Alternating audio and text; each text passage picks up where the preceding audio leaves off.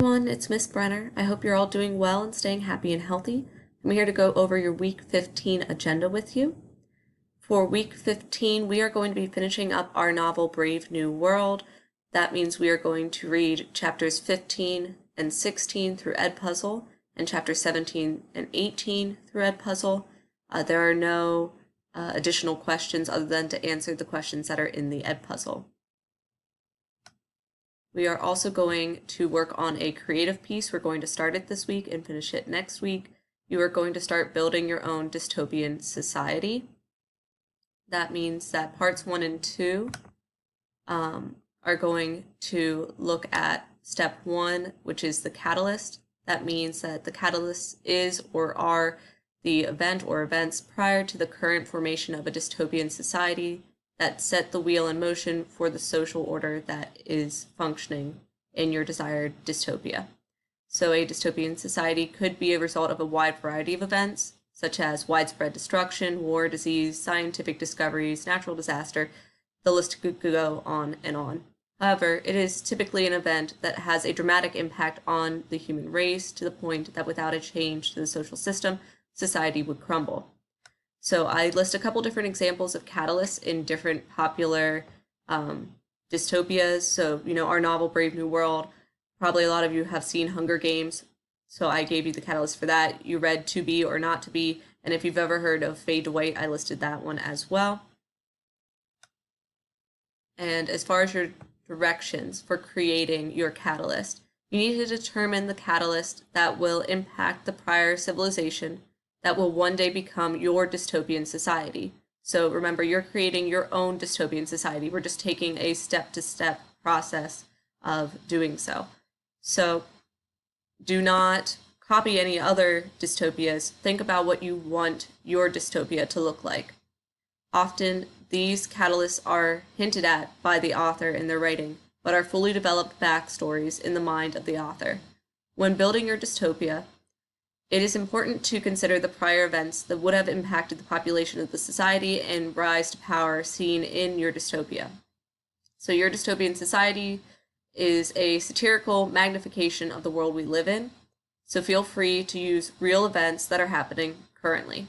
Keep in mind that this is a prologue to your modern dystopian society, so it can be a third-person sounding definition of what the catalyst is.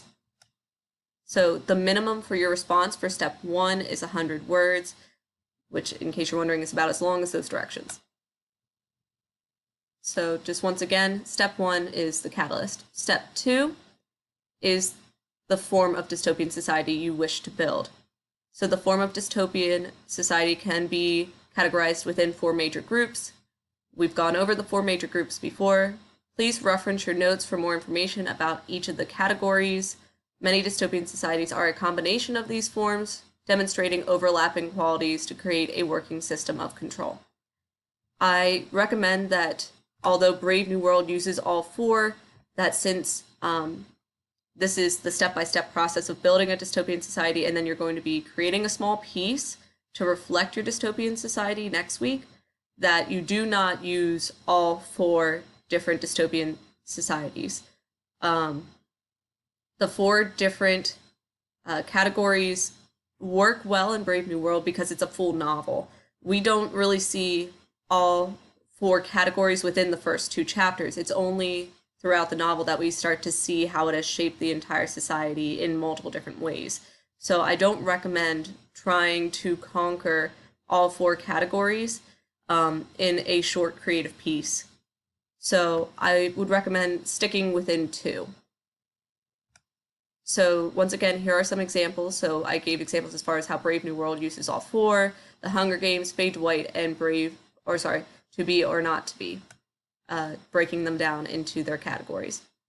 So as far as your directions, determine the form of dystopian society you envision to form due to the catalyst that you explained in step 1. Use details to explain the formation of this dystopian society and how the ruling force maintains power. So once again, I list all 4 different categories and information about all 4 of them. Your response should be a minimum of 100 words. So these are steps 1 and 2 in beginning to form what you envision as your personal dystopian society. For steps 3 and 4, which will be the end of our practice for creating our dystopian society this week, step 3 is to come up with background information. This is going to require some research. If you need help using Noodle tools, please feel free to contact me. I have a full video on how to access and use Noodle tools.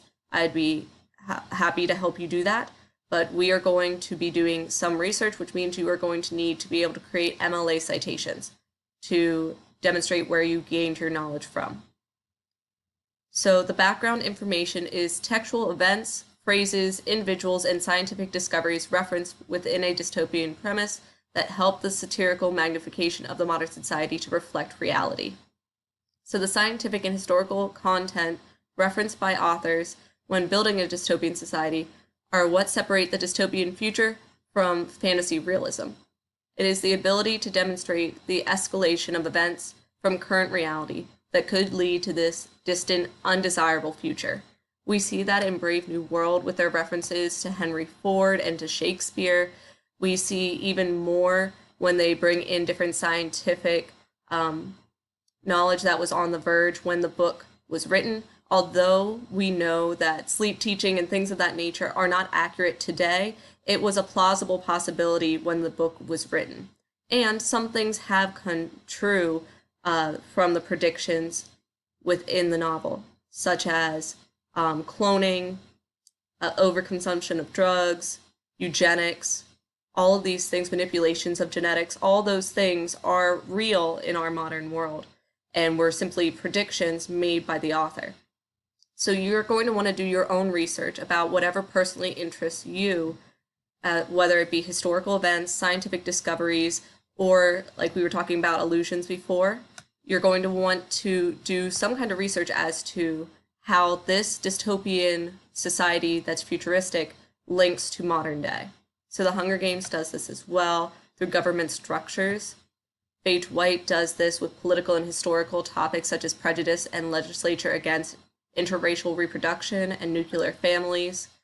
And To Be or Not to Be does this through a variety of scientific discoveries with plausible theories about population control, world hunger, and sustainability overall. So for step 3, you're going to want to research the historical events, scientific discoveries, and significant figures in our modern world that you want to weave into your narrative of your dystopian society. Explain how these elements of factual information create a sense of depth to your dystopian society, and tie the science fiction world to the reality in which we live. All historical events, scientific discoveries, individuals, and other researched information must be cited in the citation box in this portion of the assignment so that the information is verified as factual. This is a minimum of 200 words. That does not include the citations. Step 4, and this is our final step for this week, is the dystopian controls. So you have already laid out what the catalyst is at this point, what type of dystopia you want to build as far as our 4 categories. You've done some research as far as some things that you want to weave in to make it more realistic or more grounded. And now we're going to be looking at how you're going to control the citizens within your dystopia. So your dystopian societies are able to maintain a state of voluntary servitude through implementing a series of dystopian controls. I listed the 9 below.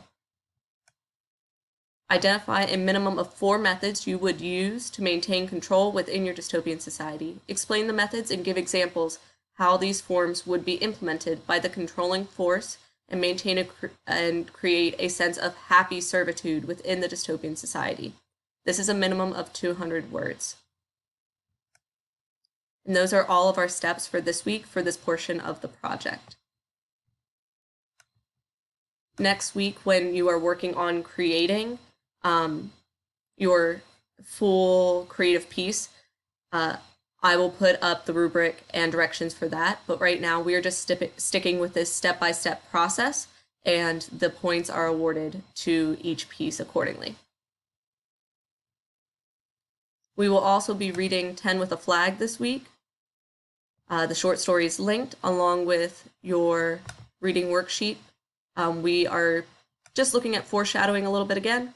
and our dystopian controls in a chart form. So not so much questions, but more reflecting on the piece itself. And there is an audiobook linked. There is also a discussion for 10 with a Flag that compares between the controls in 10 with a Flag with Brave New World, along with its undertone of population control with To Be or Not to Be. Our study guide is available for chapters 11 through 18. On the study guide, we are also looking back at not only Brave New World, but also our short stories that we have covered in this unit. So those will also be on the test. All of the possible questions, characters, and information are listed in the study guide. And then lastly, we have our silent reading reflection for this week. Please remember to log your silent reading in the silent reading log at the top of the Schoology page.